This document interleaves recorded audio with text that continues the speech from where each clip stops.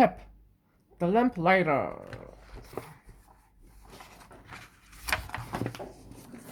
A long time ago, when there was no electricity, and the street lamps in Italy had to be lit by hand, PEPPE lived in a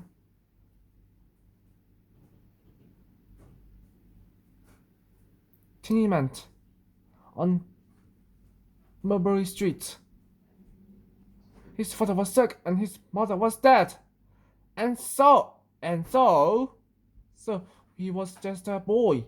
He had to work to help support his sisters. Giulia, Adelina, Nicolina, Angelina, Asanta,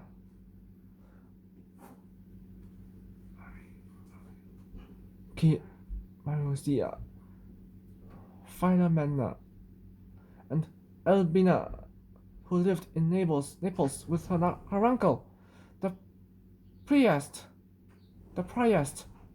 and took care of orphans. PEPPE tried hard to find a job. I could sweep the floor and put new sawdust down. He told General, the butcher. Sorry, PEPPE, business has been slow. General answered. I could wash the glasses, he told Don Salvatore, the bartender. Maybe when you're out of PEPPE, said Don Salvatore. I could help make the turon and string the hazelnuts, he told Comer Antonietta, the candy maker. Sorry, PEPPE, she answered. He even went to fetch Mary, the cigar maker. I could count the cigars and put them in boxes, he told her, but she didn't need him either. Then one day he met Domenico, the lamplighter, on the street. I heard from Don Salvatore that you're looking for a job, the lamplighter said. I'm going back to Italy to get my wife. Will you light the lamps while I am gone and save my job for me? Oh, yes, Domenico.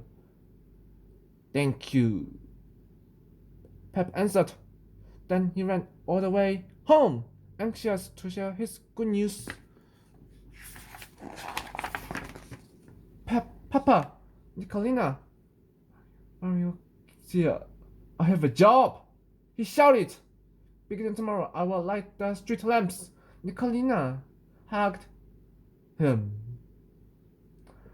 Mario kissed his cheeks. Asanta hopped up and down and clapped her hands. But Papa sat silent and still, his face like stone. Did I come to America for my son to light the street lamps? He said. Then he walked out, slamming the door behind him. PEPPE hung his head. Don't mind him. Philomena. He's sick. He doesn't realize what he's saying, said Angelina. Papa loves you, said Adelina. It's a good job, PEPPE, said Asanta. PEPPE tugged gently on Asanta's hair and smiled at them, but he did not really feel like smiling. Each evening at twilight, PEPPE took the long stick of the lamplighter and passed through the streets. He reached high for the first street lamp, poked open the glass, and set the lamp aflame. Then one by one he lit them all, and each one PEPPE imagined to be a small flame of promise for the future. What a joyful feeling it was to light the street lamps.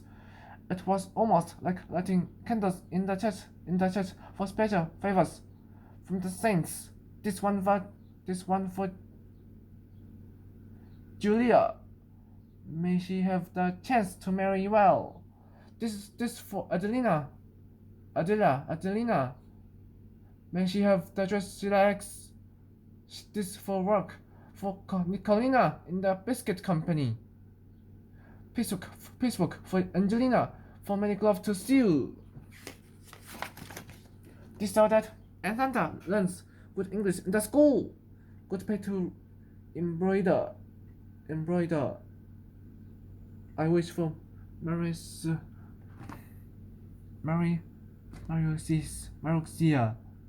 and for Philomena. May she learn to like New York. This for Albina for strength to help the offense. This for my mother. This for my mother. May she look on us with pleasure. And this one for Papa. May heaven help his heart. And this one for me, that I will always be able to help Dominica light the lamps. Once when Pep got home, Papa was watching from the window. You belong to the streets, he shouted.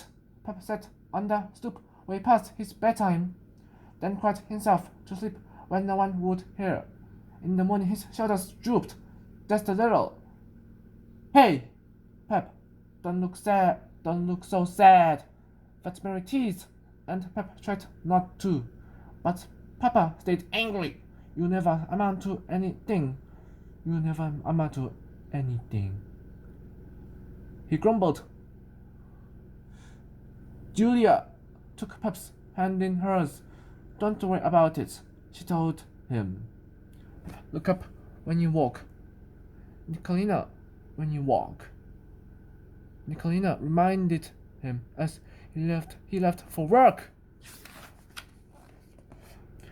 Papa tried, but when he came home, Papa turned away. I don't even want to look at you. You make me so ashamed, he said. You never play with me anymore? You never play with me anymore? Pep said, Santa. Pepper just lowered his eyes and didn't answer, and from then on he rushed through the lighting of the lamps, sometimes forgetting which was which. It's a stupid job, he said to himself, and he began to imagine that the people of the neighborhood laughed behind his back. Soon he would not show his face outside that tenement, and one night the streets of Little Italy were dark. Where was Pep the lamplighter? Said the people to one another. Pep sat in the kitchen, his head in his arms, and on the night Santa did not come home. Julia kept glancing out the window. Adelina let the macaroni cook too long. Papa walked back and forth. He didn't eat much dinner, and pushed away his coffee without taking one sip. Dove e mia bambina, the hurt matter. No matter how big she got, Santa would always be his baby. Finally he spoke.